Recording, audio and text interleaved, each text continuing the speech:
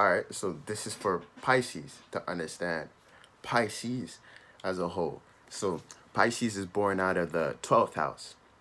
12th house is dealing with endings and healing and solitude and the afterlife and what's hidden and beliefs in the and excuse me, what's subconscious and the underlying um things to feelings and emotions, like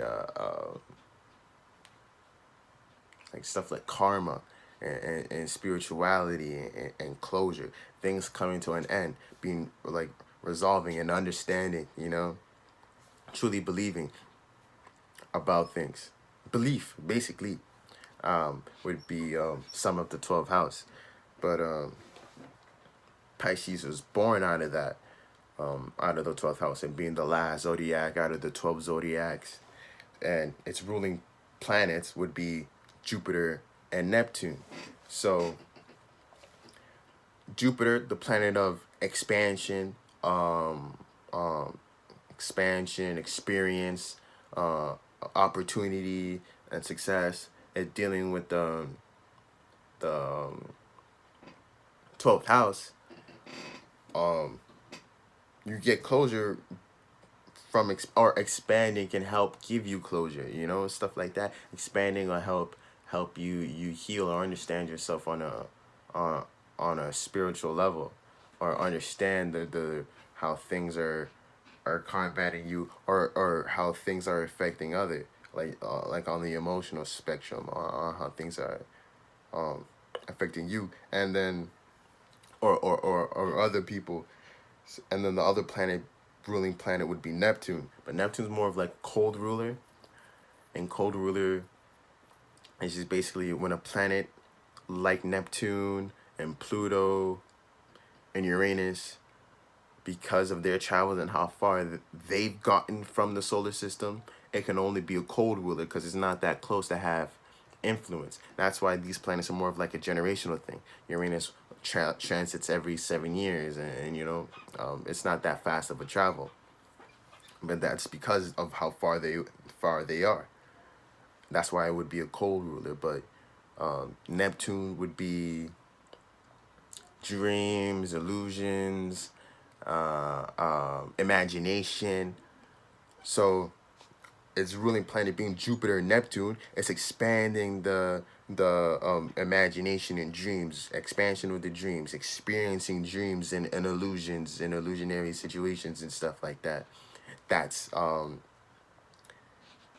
that's it. Or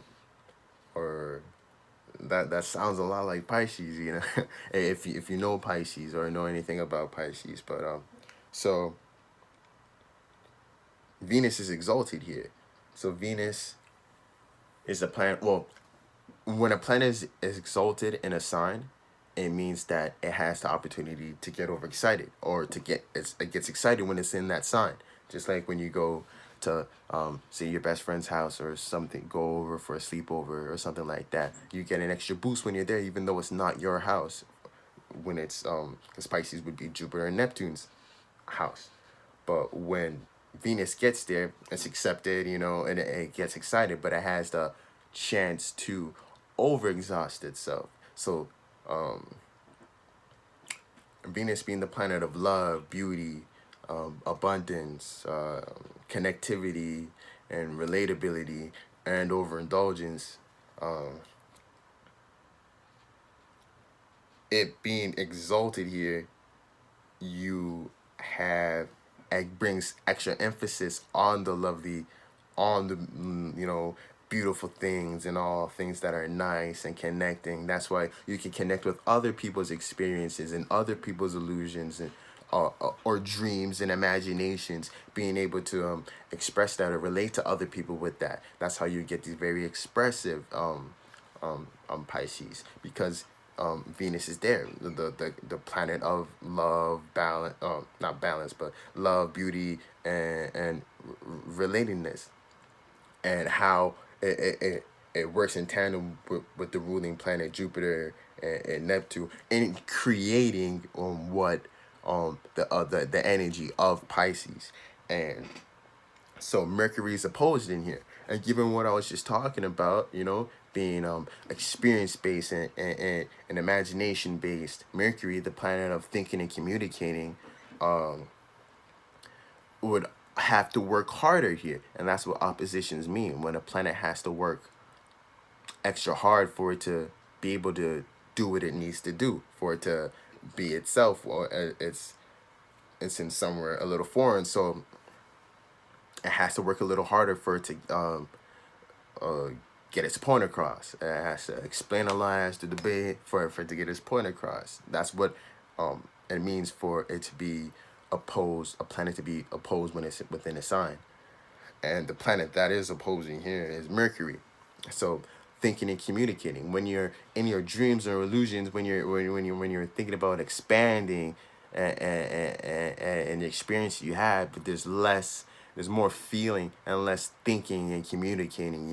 It's hard to come down to thinking and communicating and adding logic and structure and practicality to things when you're from that high place, because that's all exterior stuff. That's all well, that's interior stuff, but it's interior stuff about out there, things that aren't about the world. So it's not taking in what you're receiving from the physical world. It's taking in what you're receiving from like the yin realm, or the esoteric realm. All the waters that we're all in, where we're all experiencing the world of emotion and feeling. Is taking in from there, learning and experiencing from there, having dreams and illusions from that spot, which makes Mercury hard. So situations, people, places, and things are gonna come up within the life of a Pisces, to bring attention to that. So that's the area of life that most attention is going to be brought up to, because that's where it's going to be appearing that they lack the most.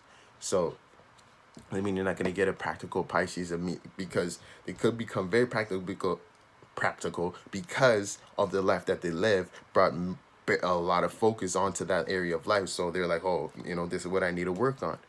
But so yeah, that's what opposes there, and what falls there is Mercury as well.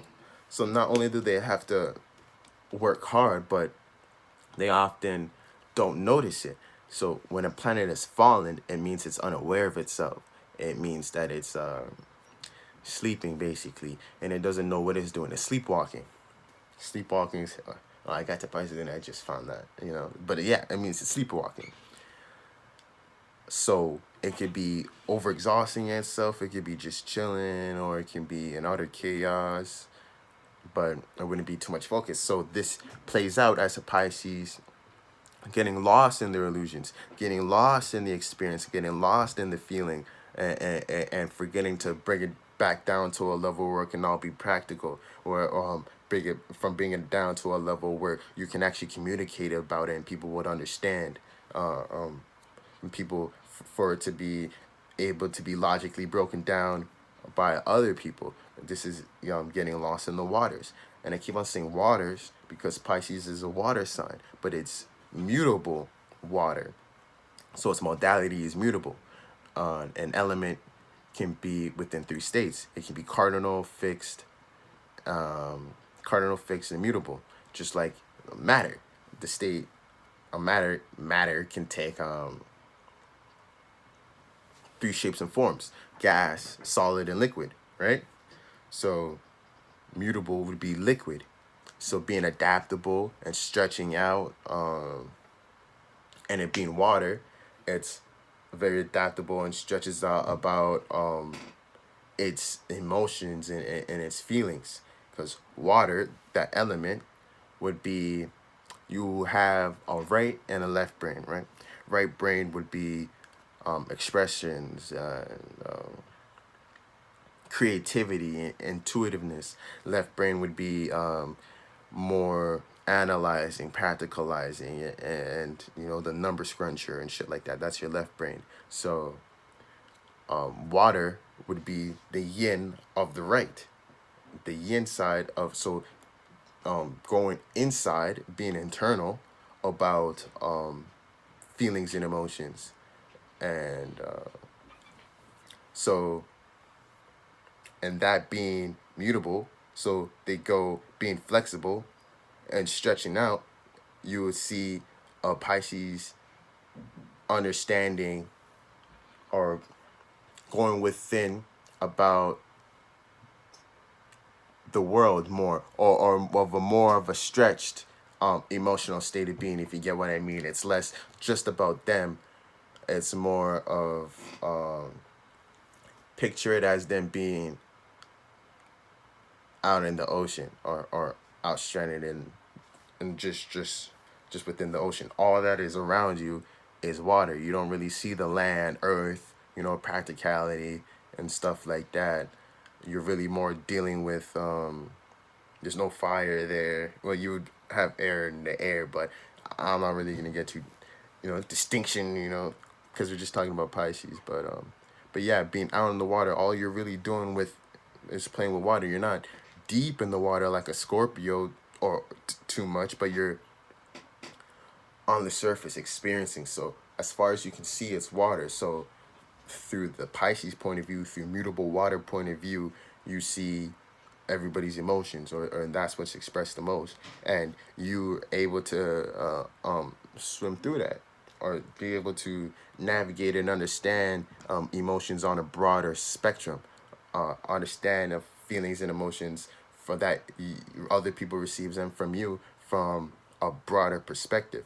But just positive and negatives to everything, being able to this is what makes Pisces creative and artistic. That's what the water comes from, or intuitive and psychic, and why they often get into spirituality and astrology and stuff like that, because they're connected to that yin realm, the esoteric realm, on what's held on the exterior, and they're mutable, so they're able to stretch it out and see or understand it on a broad spectrum away from themselves, and understand how it relates to other people. So this is how Pisces get into that, and why Pisces are creative, and having Venus exalted here, why they're able to express it, or how other people are able to see it, why you'll get a lot of artists and musicians and shit like that who are Pisces. That you'll see some of the most creative things in the world from Pisces, because of the look where they're drawing from with Neptune, their dreams and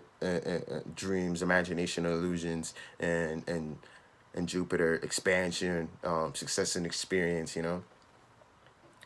They put that energy into their creativity, and that's Pisces in a nutshell. In a nutshell, it can go way deeper, but within a nutshell.